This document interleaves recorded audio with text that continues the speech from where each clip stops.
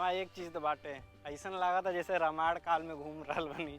पूरा हर एक रामायण का पात्र और उससे संबंधित जौन भी चीज़ बाटे यहाँ सामने जहाँ भी चल जा, कहीं सुग्रीव गुफा दिखा तटे, कहीं मातंग पर्वत, कहीं गंधमादन पर्वत, हर एक चीज़ जौन की रामायण हमने का पढ़ ले तो कम देख ले, ज़्यादा बन जाए टीवी पर, उसे रिलेटेड ज़्यादा रिलेट हो पाओ तटे तो अइला पर काफ़ी अच्छा लगी।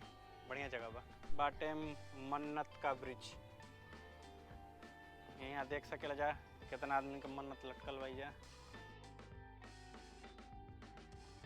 इस शहर इतना बड़ा रहल बटे कि जब 5 गो मुस्लिम सुल्तान मिल के ए आक्रमण कैले रहलन सन, ओकरा बाद लगभग 6 महीना तक इस शहर जलत रहे और 6 महीना तक यहाँ सैनिक मुस्लिम शासकन कर रहल बड़न सन और पूरा जितना भी मंदिर वगैरह रहल बा पूरा तोड़ल गइल बा, पूरा शहर के ही तोड़ल गइल बाटे और हर जगह आग लगभग 6 महीना तक जलत रहे।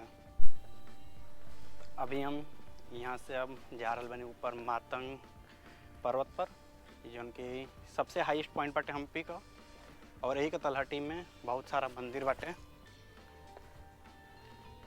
और एक चढ़ाई एक पत्थर के सीढ़ी बनल बाटे, यही से होके जाए के बाटे।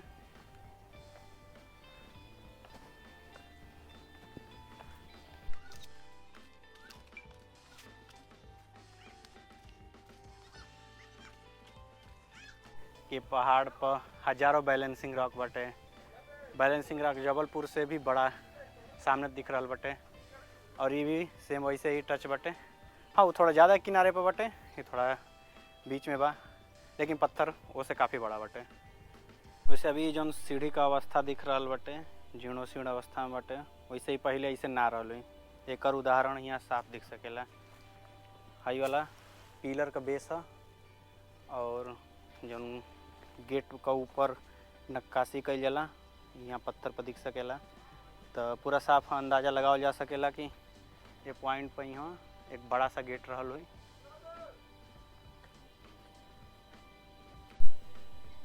और इधर सामने जितना भी पहाड़ी दिख रहा बा या दोनों पहाड़ के बीच में जो घाटी दिख रहा बटे, हर जगह मंदिर का अवशेष दिख रहा बा यहाँ पहाड़ी से ही।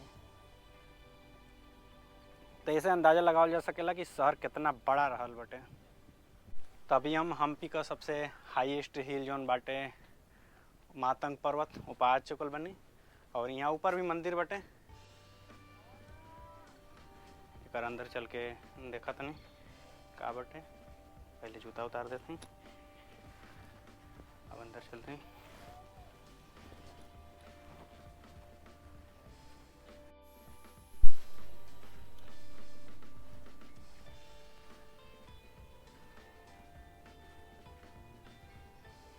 यहाँ मातंग पर्वत पर भी छोटा सा मंदिर बटे और ये संभवतः मुख्य मंदिर रहल बटे। एक शिखर टूटल बा, बाकी सब खंडहर ही बटे। ये काफ़ी बड़ा लगा था। यहाँ भी छोटा छोटा बहुत सारा मंदिर बहन सन, लेकिन सब खंडहर अवस्था में। और ये तो एगो फैशन बन गई बटे पत्थर रख के घर बनावे का।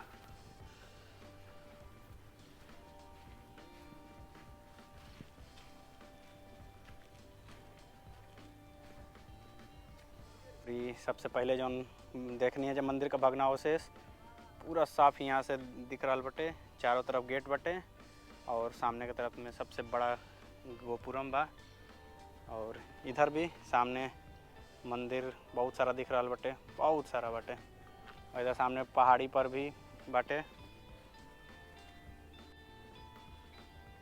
और सामने विपास टेम्पल और इधर में भी एक बड़ा मंदिर बाटे, ओकर गोपुरम टूटल बा। और इधर तुंगभद्रा रिवर पर बहुत बड़ा डैम भी बा।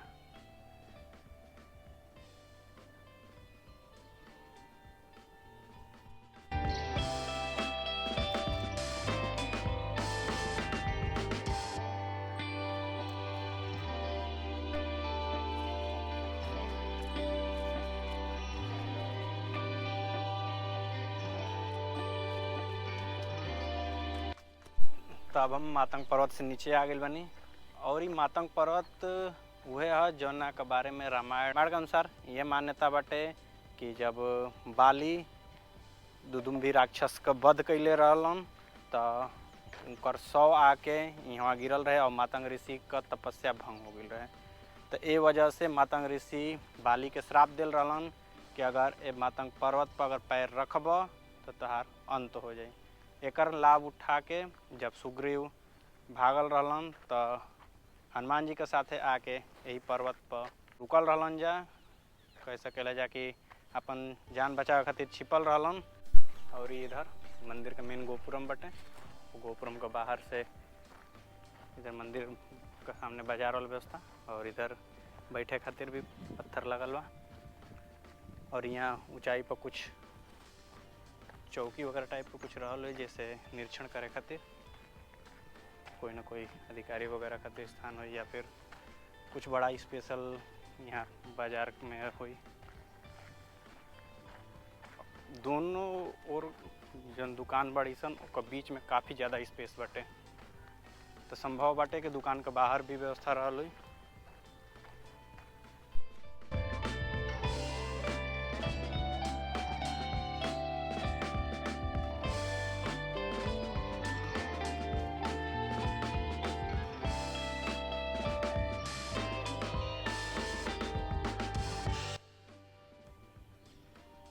और ई किनारे में तालाब बाटे, हो सकेला यहाँ पिए वाला पानी का मुख्य सोर्स रहल हुई। काफ़ी बड़ा दूरी में बाटे और बीच में शायद फाउंटेन वगैरह का व्यवस्था रहल हुई, जो भी रहल होके अभी तो पूरा सूख चुकल बाटे।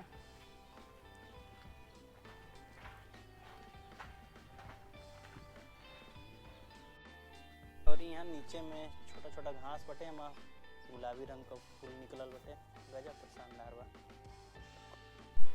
और यह वारासाय मंदिर एकर भी गोपुरम के ऊपर वाला भाग तोड़ दिल गई बटे।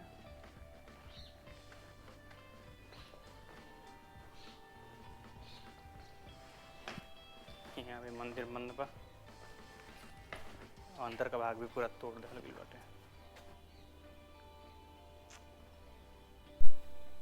और इधर भी शहर का भग्नावशेष बटे, यहाँ मूर्ति बटे, पूरा शहर वीरान कर दिल बटे। शायद है कि फिर से सही कही जा सकेला। और ये वाला भाग शिव मंदिर का ठीक उत्तर पश्चिम में बाटे और ये विष्णु मंदिर हुआ। और यहाँ नाग देवता का सैया पर लेटल बनन और ये शिव मंदिर। और ये ऊपर वाला जन पर्वत बाटे ये गंधमादन पर्वत है, एक ढलान पे ही बाटे। तो यह सुग्रीव गुफा, यहाँ सुग्रीव गुफा के बारे में लिखल बाटे, किष्किंधा राज्य।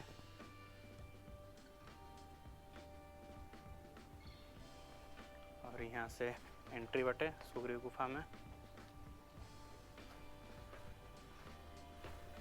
काफी सकरा रास्ता बाटे,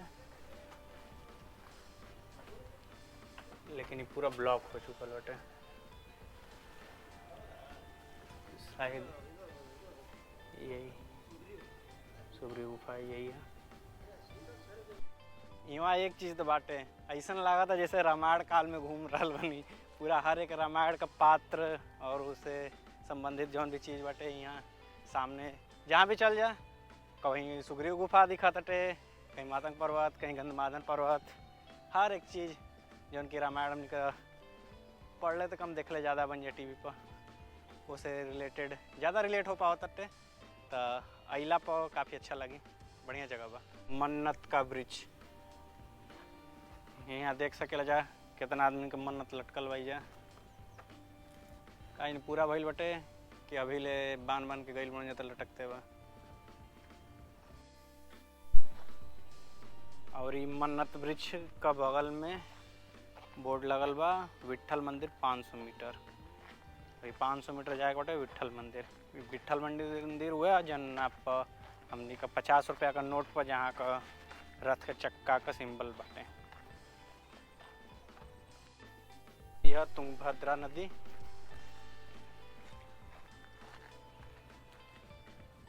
और तुंगभद्रा नदी पर सामने पिलर दिख रहा बटे।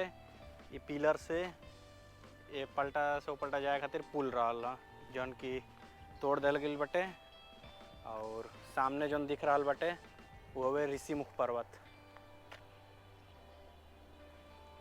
और ये हुए महान संगीतकार पुरंदर दास का आश्रम कह सकेला जा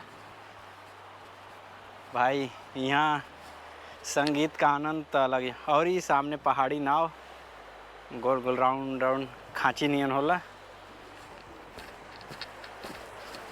पहाड़ी जगह पर इसने नाव मिल रहा कहीं से कि कहीं पत्थर तो कहीं कुछ। और आश्रम को ठीक सामने से गंधमादन पर्वत दिख रहा बा। और यह गंधमादन पर्वत और वही के जोड़े खातिर ये पुल रहा।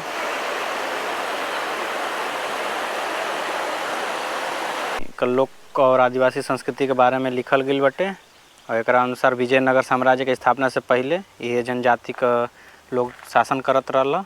और ये जनजाति में से ज़्यादातर तो विलुप्त प्राय हो गई बड़ी सन। इनमें से कुछ म्यासा, बेड़ा, कडू, गोल्ला, अलमेरी, कुरबा, हक्की पिक्की आदि जनजाति बाड़ी सन जौन की अभी भी यहाँ बाड़ी सन। और यहाँ ग्रामीण क्षेत्र जौन छोटा छोटा गांव बन सन वहाँ गईला पर अभी भी अपन पारंपरिक वेशभूषा में दिख जालन सन। वैसे यहाँ का आदिवासी का मतलब ये ना बिल कि अंडमान निकोबार का आदिवासी लोगों के बारे में बात होता है। यहाँ का लोग भी पढ़ लिख के शिक्षित बनन, अपन अलग अलग रोजगार करता। अपन पारंपरिक रोजगार तो लगभग छूटी चुकल बा।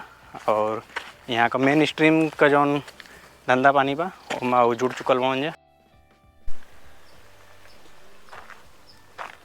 और एक नगरीय निवासी क्षेत्र बाटे जेमा आम रहे का मकान वगैरह शामिल बाटे। और यहाँ जौन गेट दिख रहा बा शायद कोनो बड़ा भव्य घर रहा हो। आज के डेट में सब अवशेष हो चुकल बाटे। एक भी इमारत सही सलामत ना दिख सकेला। और इधर मंदिर चारों तरफ से दीवार से घिरल बाटे।